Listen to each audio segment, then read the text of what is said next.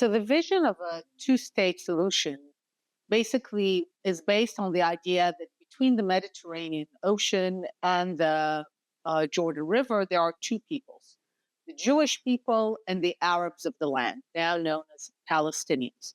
Uh, in the past, going back to the United Nations and even before that, the Peel Commission partition plan, the idea was that since the Arabs of the land were not willing to accept that the Jews will have a state and they cannot live in the same place, given that the Arabs only had one vision of the Jews as being of lower status. That was the status of Jews for about 1,400 years across the Arab and Muslim world.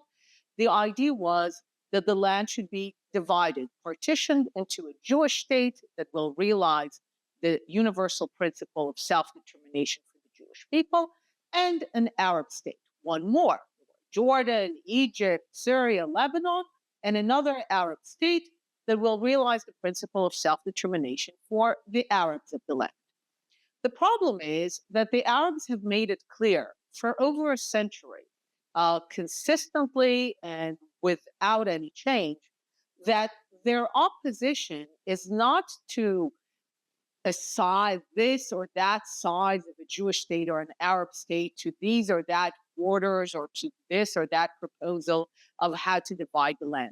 They made it very clear since the 20s and 30s that they are totally and completely opposed to a Jewish state in any borders. Again, it goes back culturally to the idea that Jews as a people, collectively, individually, cannot be sovereign, defend themselves by themselves, and be the equals of Arabs.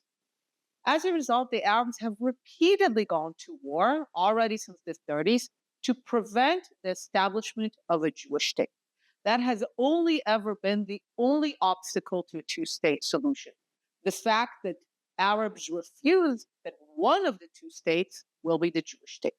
So when we speak of a two-state solution, we need to acknowledge that the main sticking point is that the Arabs reject any possibility that one of those two states will be the Jewish state in any borders and in any sign. So in order to get to a two-state solution, because I do believe that it would be valuable for the Arabs of the land, now known as Palestinians, living in Gaza, living in the West Bank, to be sovereign in a state of their own, whether it's a new state, whether it's under Jordan or Egypt, but that they should belong to a sovereignty that is Arab.